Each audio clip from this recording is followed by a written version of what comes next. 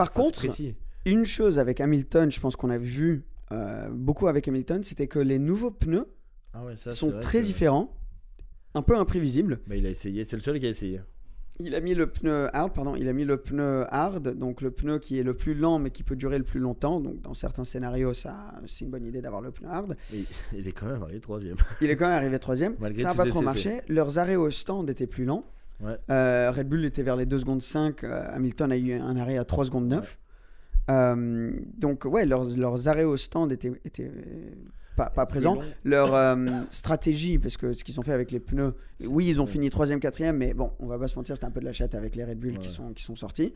Donc ouais, juste l'équipe en général, c'est pas le Mercedes que tu as l'habitude d'avoir, où niveau stratégie c'est quasi impeccable, niveau arrêt au stand c'est quasi impeccable. C'est une nouvelle voiture, c'est toute une nouvelle compétition, quoi. Donc mais c'est fou comme là, c'est une nouvelle voiture et comme une saison ça peut changer. Ferrari, ils étaient très imprévisibles même avec leurs arrêts au stand, tout ça.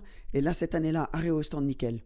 Stratégie, nickel. Charles, aucune erreur, quoi. Il est sorti, même avec des pneus froids, il a pu tenir avec Verstappen. Franchement, c'était une démonstration de la part de Charles. Ouais, vraiment bravo. Très, très belle. Donc lui, il a bien géré et ça va directement le mettre en confiance. Je pense que ça joue beaucoup, même comparé à Sainz, tu vois. Ouais, parce qu'ils sont quand même... Même son coéquipier, il est quand même très fort aussi. Donc je pense que Charles, il veut essayer d'être toujours au-dessus. C'est normal. Hein. Donc je pense que ça va les mettre... Ferrari, pour moi, ils vont être très bons cette année. Pour l'instant, en termes de vitesse, ça a l'air d'être Ferrari en premier. Au sein de l'équipe, ça a l'air d'être Charles qui a dû peut-être avoir un petit réveil l'année dernière. Quand Sainz l'a battu, il a dû se dire non, ok, cette année... J'impose, c'est lui le pilote numéro 1 Ferrari. Parce qu'il y a toujours cette concurrence entre les deux. Énorme concurrence, énorme. Donc surtout que cette année, ça risque d'être pour le championnat. Deuxième en termes de vitesse, ça a l'air d'être Red Bull, mais la fiabilité est un problème. Et Red Bull, l'ordre au sein de Red Bull, ça a l'air d'être toujours le même. Tu as Verstappen qui est quand même un monstre et Perez qui défend derrière.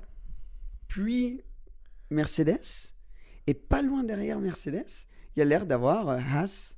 Alfa Romeo. Je suis content, ça me fait plaisir pour eux, tu vois. McLaren sont plus présents. Alpha Tauri ont l'air d'être rapides, mais ils ont le même problème que Red Bull. Donc ouais, je pense que la fiabilité va beaucoup jouer cette année. Ça va jouer beaucoup, ouais. Et puis même, comment on explique qu'une voiture brûle ? Ça arrive pas. Normalement, ça arrive pas. Ouais. Et là, elle a quand même brûlé. Donc, je pense c'est inquiétant pour eux. C'est inquiétant, ouais, parce que tu te dis, lors de l'accident, elle a brûlé, mais la coque, c'est sorti. Donc lui, il a brûlé, mais je veux dire, c'était pas comme là, la voiture, elle prenait feu toute seule. Elle s'est arrêtée et elle a pris feu. Ouais, ça c'est inquiétant pour eux. Donc comme ils ont des systèmes hybrides aussi dans les voitures, les batteries peuvent prendre feu assez rapidement et je crois que peut-être, je sais pas. Ça doit être un défaut de la batterie, mais bon, il faut regarder tout ça parce que si là pendant l'année les voitures commencent à brûler parce que la batterie elle chauffe, ça commence à devenir ça commence à être un problème, ouais. Mais par contre, ça fait grave plaisir pour Ferrari parce qu'eux ils ont vraiment pris un pari où l'année dernière ils ont dit en gros que clairement on va pas gagner le championnat, viens on mise tout sur l'année prochaine. Donc l'année dernière, au lieu de passer du temps à développer la voiture au cours de la saison, ils se sont tournés envers 2022. Et heureusement pour eux que ça valait la peine. Mais là, ça arrive et tu vois que ils sont devant. C'est intelligent. C'est intelligent. Après, c'est vrai que l'image qui m'a un peu marqué, c'était Toto Wolff qui était surpris mais content, tu vois, de voir la Mercedes en haut. Parce que normalement, il a pas cette tête-là. Elle était là en mode. Après, dis-toi qu'ils ont des ressources de fou. Donc, si tu as par exemple Williams ou Haas, comme on avait avant, qui ont du mal en début de saison, ça va être dur pour eux de retourner la situation. Les Mercedes, avec tout ce qu'ils ont mis en place, je crois qu'il y a presque 2000 personnes qui bossent chez Mercedes Formule 1.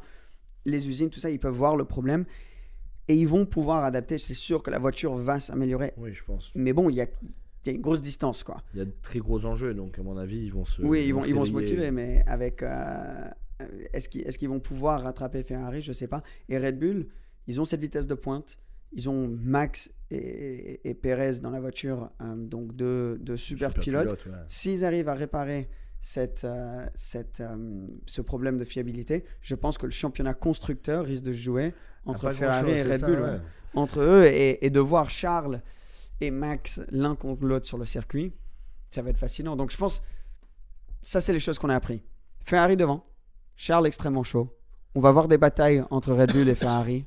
On va voir des batailles entre Verstappen et Leclerc. Peut-être Sainz et Perez vont venir et se rajouter à ça. Bon.